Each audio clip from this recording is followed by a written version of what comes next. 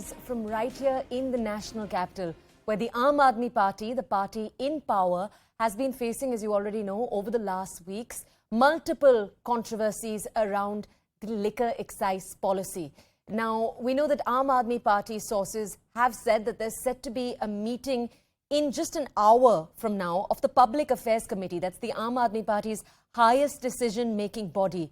And according to multiple reports, we are learning that some party MLAs are not in contactable reach. The party is not being able to contact their own MLAs. This is particularly worrying because remember that the party has been besieged by multiple reports that their MLAs were being approached by the BJP. You'd had Deputy Chief Minister Manish Sisodia himself come out and say that the BJP had told him that cases against him would be dropped if he joined the BJP. We've seen much such controversy in the last few weeks. My colleague Rupashree will be joining us in just a few minutes from now to bring us more on this entire story. Remember, the liquor policy that was introduced by the Aam Aadmi Party government was then rescinded by them in the beginning of August. This had led to much confusion across the Delhi NCR region. My colleague Rupashree Nanda with us right now, though, to tell us about this latest development. Rupashree, tell us, what are your sources telling you? How is the Aam Aadmi Party's higher leadership responding to this challenge within the party, this crisis where their own MLAs aren't responding to their calls? When yesterday Aam Aadmi Party had that very crucial political affairs meeting at 4 p.m. and in that particular meeting, the decision was taken that all of the Aam Aadmi Party MLAs will be called for a meeting with the Delhi Chief Minister at the Delhi Chief Minister's residence today. And that decision was taken because Aam Aadmi Party's leadership was not able to contact all the Aam Aadmi Party MLAs yesterday. And there is this fear of the BJP allegedly trying to break the Aam Aadmi Party, and there are MLAs, including Deputy Chief Minister Manish Sisodia, who have put it on record that they have been approached allegedly by BJP leaders, allegedly with offers of money of 20 crore rupees to break the party or 25 crore rupees if they come with other MLAs. So Aam Aadmi Party top leadership essentially is taking this very seriously. It is bracing and regrouping itself for a very strong fight back. I have learned from my sources that Aam Aadmi Party's, the political affairs meeting actually has decided to fight back very strongly and very strongly at the challenge that has been thrown by the BJP. Remember, ever since this story broke, it is the BJP actually which has been driving the agenda, setting the agenda for each day when it comes to the news and everything else. But now the party has decided to fight back very strongly, even though, as we broke in the morning, according to Aam Aadmi Party sources, some Aam Aadmi Party MLAs are currently untraceable as per Aam Aadmi Party sources. When today's meeting happens, the entire focus will be on who are the MLAs who are going to appear, how many of the MLAs are missing, and if they are missing from the meeting, is there a valid reason for them not attending the meeting? And this is essentially going to be followed up by a special session of the Delhi Assembly tomorrow.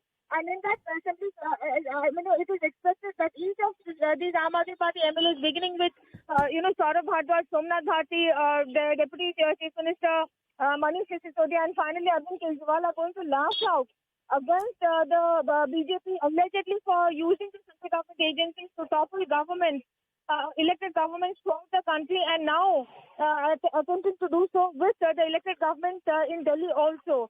But as of now, the party essentially has decided to fight back strongly, not to be rattled by any action that will be taken by the CBI or ED.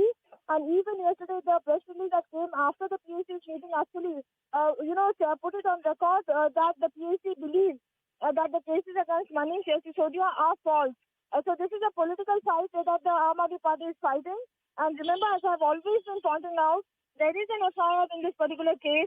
And finally, if the CBI actually backs it up with evidence, if Manish Sisodia actually does get arrested, then finally it will be up to the courts to decide whether Sisodia is guilty or innocent. In the meantime, the BJP and the Congress are mounting pressure on the Aam Aadmi Party and its leadership, Arvind Kejriwal, trying to target it by saying that your party came to power on the back of an anti-corruption campaign. And it is time now that you did the resignation of both your ministers, Satyajit Jain and Manish Sisodia.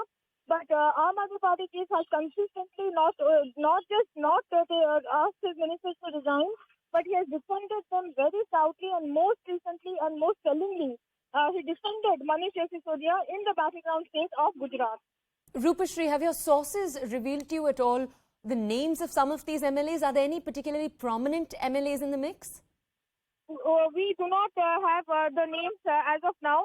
It will actually depend upon how many of them or which one of them does not attend the meeting today. Like I was saying, that the meeting has been called in order to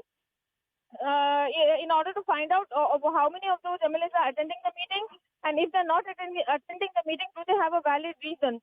Yesterday, for instance, we saw that press conference where Aam Aadmi Party Rajya Sabha MP actually mounted that attack on the BJP, and all these 4 MLAs actually alleged that they were offered 20 crore rupees each by a BJP leader who was known to them, and they were also told that they were also threatened that they would meet the same consequences as Manish Sisodia if they do not oblige.